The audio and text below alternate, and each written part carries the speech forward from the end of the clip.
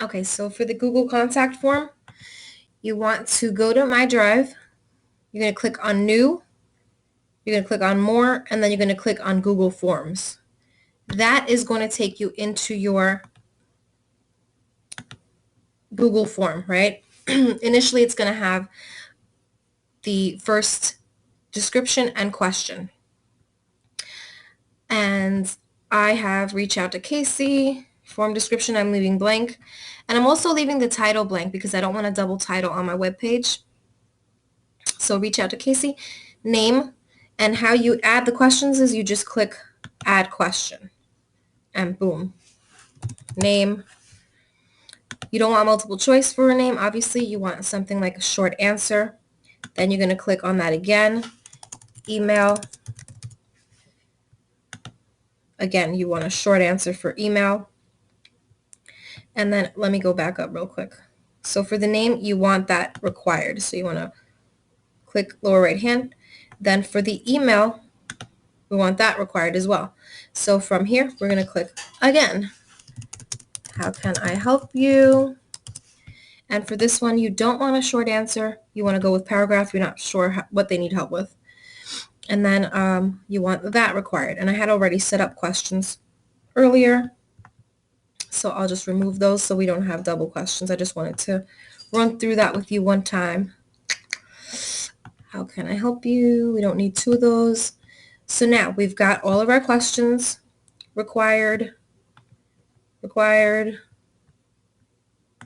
Last one is required. Okay, so once you've set up your questions, you can come up here and change the colors. You can change the color palette of your form. I'm going to go with gray, but eventually I'm going to change that into a background picture for the color that matches my website. That is the only limitation on these forms, is that you can't quite get a color palette, which is annoying. So if you want to be thrifty, shortcut is to find your color online. You can just Google, type in the color code. It'll populate backgrounds for that color, save that picture, boom, upload it into here, and that will be the best way to match the color to your website. So once you've done that, you're going to go to settings and save. And within settings, this is where you get to change the response confirmation page. Thank you for contacting me. Your submission has been received.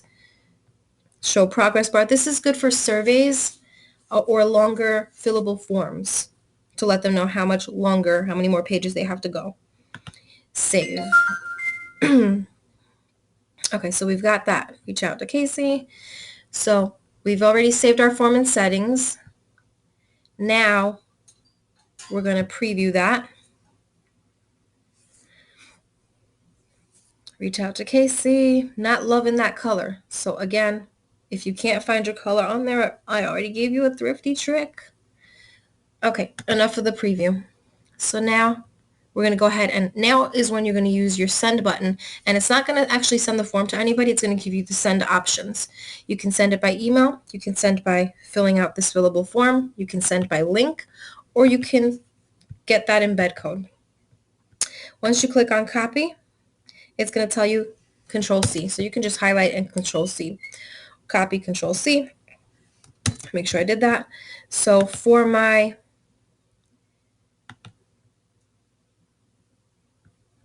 let's see.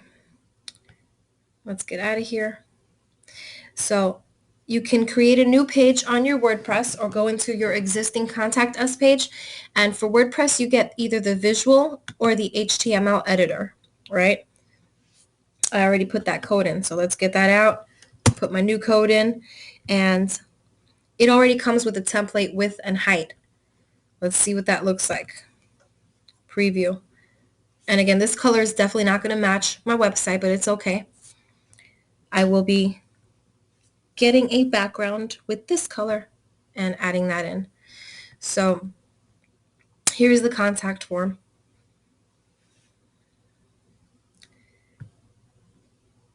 That's what it looks like. So obviously I want to change the height and width of that. And then it'll tell me how it looks on mobile. It's not bad for mobile. Let's see what it looks like on a tablet. It's not bad on the tablet. But if you have a responsive website, and it's a wide layout, you definitely want to tweak that code.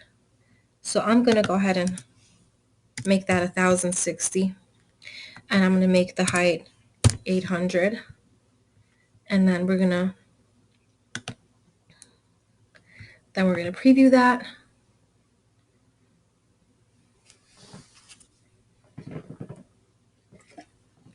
Everything runs a tad slower. So we're going to do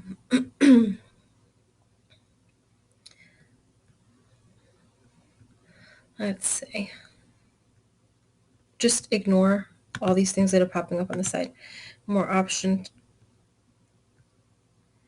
Right, next step, location, allow comments. I don't want comments on a contact form or pingbacks. Don't need it.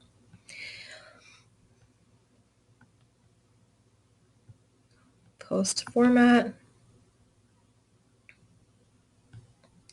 Standard. Okay, that's fine. But you have the option of using a wide layout without a sidebar on WordPress. So make sure you exercise the right to make that a wide layout. So we've already seen the preview on my site, and I will change the size of that again and the color. But just to give you a quick once over, we'll just take a look at it one more time. Contact us. See, it's not matching the wide layout, so I will make that a little bit wider. So now in Shopify, you're either going to want to create a new page or go into an existing contact page and swap the code out. On Shopify, I went for 1160 by 800. And also, Shopify gives you the option to edit in visual, which is here, or you click on that little HTML sign and you edit within HTML. That's how I inserted the code, and that's all that you will need. And I'm just going to move that down a little bit, and then I'm going to preview. So it works the very same way on Shopify or WordPress or any other site for that matter. You can insert the HTML. So here we just want to see what that's going to look like. Reach out to Ty Bless Music. How can we help you? Now the color matches a little bit better on his site when I use the gray. But again, you can go ahead and find your color code online, snap a background picture and upload it so that it matches your site. And for Shopify, I chose a wide layout. You don't want a sidebar on a contact form. It's not necessary. So we're going to save that. So now that form is saved on this website. And we have same form on WordPress. And I actually inserted one into Blogger. Let's see.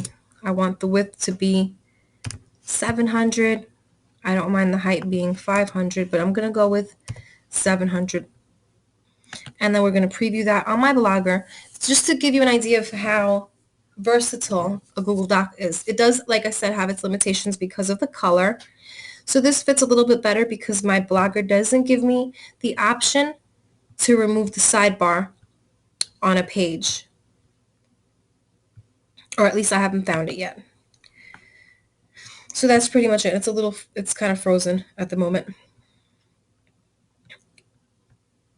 So that's the annoying part about bloggers, that I can't make it any wider because of the sidebars, but this is what it will look like on your Shopify and your WordPress. And that is about it for today.